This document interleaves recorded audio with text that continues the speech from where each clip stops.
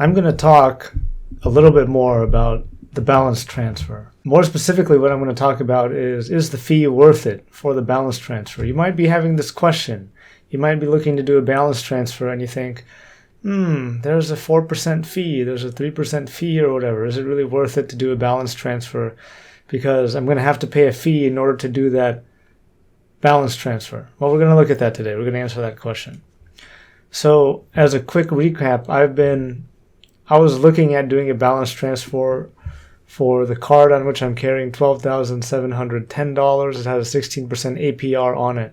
It's a Chase Sapphire Reserve, and there was one good card that was a balance transfer card, but it was a Chase card, so I couldn't use that one. It's a Chase Slate, by the way, so if you're transferring from a non-Chase card, then that would be a good card to look into. I got something in the mail, which was a 4% balance transfer fee from Hsbc, and that was the card that I was planning on using until now. Because I was doing some research here, looking at different kinds of cards, and I found one that is actually a lot better. 1% better than the Hsbc card. And that is not a Citi card, because I was looking at Citi as well, and they had these different kinds of cards for balance transfer. Simplicity card, 0% APR for balance transfers, 3% fee. So I was originally looking at like, oh, okay, maybe I can do a balance transfer onto one of these cards instead. The fee is less. So on, this one looked pretty good, a double cash card, but I'm not really going to be using it. I'm not going to be using it to make any purchases in the next, until it's paid off, and that's 12 to 15 months or something like that. But I came across this website, Barclays, and I found this card on it. This card. This one, all the way down here. This one. It's almost hidden. The Windham Rewards. I guess Windham is a type of hotel chain. Visa card. And you get 15,000 points after your first purchase, or, believe it or not, balance transfer. So I thought, wow, that's almost exactly like what I'm looking for. I don't know what I'm going to do exactly with 15,000 bonus points. I don't know if I've ever stayed at a Windham resort before, but the worst case scenario is that I get the points and they expire without me using them, and that's not bad, right? 15,000 bonus points after your first purchase or balance transfer, then 3 points on whatever. 2 points on other stuff. I don't really care about any of that other stuff because I'm not going to be using this card for spending any money. This is nice. You get gold. I don't know. You get free gold. Automatically receive a Windham Rewards gold membership and enjoy perks like preferred room selection, late checkout, and more. Wow. So when I do go and use a travel in the future, I'm going to maybe stay at a Windham Rewards hotel, and it's probably like 1 night or 2 night. They say 2 free nights because you get the absolute most shitty hotel room in the shittiest part of town. That's 2 free nights. 1 night is probably going to be that's tier number 2, 15,000 points per night, which is still pretty good anyway. So as with all cards, you want to look at, not just the stuff that it says up here, even though it's true. You want to look too at the summary, look at the table that kind of looks like this with boxes around it, right? Just confirm it says APR for balance transfer, 0% introductory APR for the first 15 billing cycles, so that's plenty. Following each balance transfer that posts to your account within the first 45 days of opening. So you got to do it within 45 days. Because if you do it after that, variable APR will apply, and then the balance transfer was completely for naught. 0 annual fee, which is what I'm looking for, a balance transfer fee of 3%. So that's great. That's what I'm using, right? And then there's all these a bit more smaller text down here, which you also want to read as well. Just kind of skim through it. It pretty much says exactly the same thing as up there. Promotional APR, 0% APR on timeshare purchases. I'm not planning on buying a timeshare or anything like that. 0% APR on balance transfers made within 45 days, and so on and so forth. Yeah, And then I also pretty much go in and look at the terms and conditions for the card, and I just search balance transfer, right? And make sure that, it just says all the same stuff. And it pretty much says all the same stuff here. And they have a section here which describes how the balance transfer works. So you request a balance transfer by going to the card, onto which you want to transfer the balances, and then giving them that information and how much you want to transfer over, right? And then when you apply for the card, you first got to apply. They're going to give you a credit limit, and you're not going to be able to transfer more than what your credit limit is. So if you request a $15,000 balance transfer and you only get approved for $5,000, either they're going to say, we're declining this balance transfer, try again, or they're going to say, you can bring $5,000 over, or some lesser amount. And that's the amount that you can have on your new card. Your credit limit depends on a whole lot of factors, and there's like a million YouTube videos showing you, and articles talking about what all goes into that. Okay, this is why I'm not doing it to the other Chase card, which was good, the Chase Slate. We will not process a request to transfer balance from any other account you may have with us.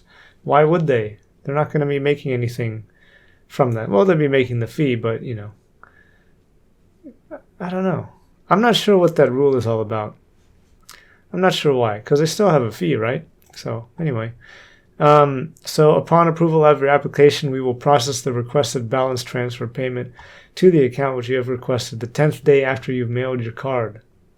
Or they've mailed us your card. Our card. My card. During this 10-day time period, you might cancel the balance transfer. It may take up to 4 weeks to post to your account. So up to 30 days, 28 days, but we'll just say 30 days. So if we wanted to post within 45 days, we pretty much have to do it right away, immediately, right? To be within the tolerances of safety here. If you would like to complete another balance transfer from another account that's not Visa, MasterCard, we're doing it from a Visa card, so that's fine. Balance transfers are subject to availability. We may deny a balance transfer for any time and for any reason. Yep, they may do what they want. So basically, this is the card that I'm going to open. This is the one that I'm going to click Apply Now here for. So let's just do this real quick. Okay, so it's the Windham Rewards Visa card. It has a 3% balance transfer fee. After I transfer the balance, my balance is going to be $13,091.3. Slightly less, not much, but still less. Okay, and payoff is going to be the same as we calculated before. It's not going to change just because there's a slightly lower fee. Now, I want to talk about one other thing, right? And you might be thinking, is it worth it to pay the fee? Kind of, we already know that answer, but I want to give you another way to think about this, right? This card right now, in terms of interest that it's charging me, if we go and look at my budget, I'm getting charged about $160 a month purchase interest on this card, right? So $160 is coming back into the balance, and this balance is going up basically by that amount every month. So basically, this is what's happening. That's what's happening there. Now, 3% of this amount, right, the amount that gets added here,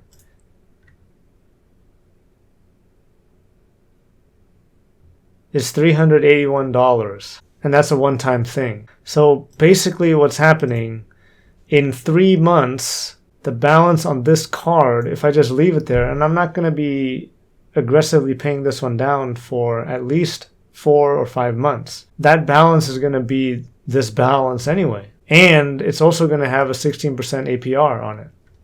When I go over here, this one's going to have a 0% APR. Like, it's red is like it's bad, but it's better, right? This balance is going to be this balance anyway in 3 months with a 16% APR. So might as well just move it over to a card that has a 0% APR. It's part of the math that allows it to be paid down faster, right? So that's it, right? If you're concerned about paying the fee, there's another way you can think about that as well. So let's go ahead and apply for this thing. I'm going to hit apply now. I'm not going to put in all my information while you guys are looking, right? But let's just go over it and see what things I want to comment on. If this is your first time applying for a card, you might not be able to get an instant response like they say up here. because they might have to mail something to your house, make sure it's you, confirm, and all this kind of stuff. Or if you've recently moved, you have a new address now, they're going to say, hey, wait a minute, we don't recognize this address on your credit report. We need to make sure that that's you. So there's a couple things that could happen, but basically most cards you're going to be able to get an instant response. We'll see what happens with mine. Source of income, they're going to ask you what your source of income is, and then you just put it in there pretty much.